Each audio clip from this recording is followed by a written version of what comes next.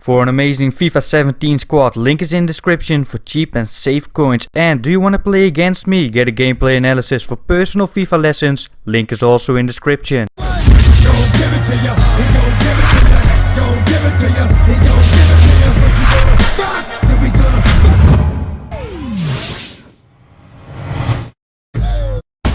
What's going on, guys? My name is SOETIE and welcome to this player switching tutorial. In this tutorial I'm going to explain to you which player to select, but also how to use the right analog stick to switch players, and also when to just use the left bumper.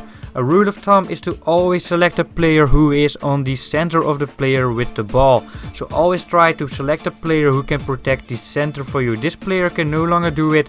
We need to switch down, and in order to switch to a specific player we want, we need to use the right analog stick. If we want a specific player, not the player closest to the ball, but a specific player, we need to switch with the right analog stick. We need a player who can protect the center. We push the right analog stick to the bottom left, and now we have the player who can protect the center. We have the player we want, and that's basically the thing we do all the time. We need to switch up. We need to switch to the player who can protect the center. That's always the player you want to select, and in order to get him you need to use the right stick. So when do we just use the left bumper? Let's check that out right now. Basically, we use the left bumper when we just want the player closest to the ball. This time we want the player to the left of him, and the player closest to the ball was the guy I had right now. So this time I use the right bumper, but now he passes it again and he's gonna pass it, and the player I want is simply the player who's gonna be the closest to the ball. So in this situation I simply press the left bumper. That is L1 on PlayStation or LB on Xbox. That's how most of you are actually using player switching.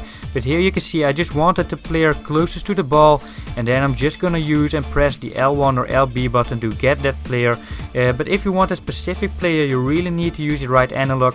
But as you can see I am using both. I'm using both the L1 and the right analog. Here I wanted the player closest to the ball. Here I switched it 2 times in a row with the left bumper. But let's see again the most important thing from this tutorial: switching with the right analog stick and what player to select. We are in a perfect position. Opponent gets a little bit lucky, but now we need to switch down right away. We need a guy who can protect the center. Therefore we select De Bruyne, and somehow the pass goes through his legs. Very unlucky once again. And right again we switch down to a player who can protect the center. We get the ball again, and also make sure to use the right analog stick if you want to track runs. We need to switch to the top right because that guy is about to make a run. We switch to the right fullback, and in order to get a specific player you need to use the right stick. Again we used it here to protect the center.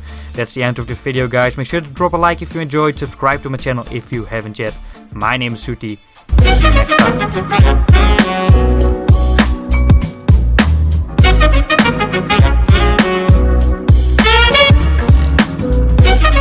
time.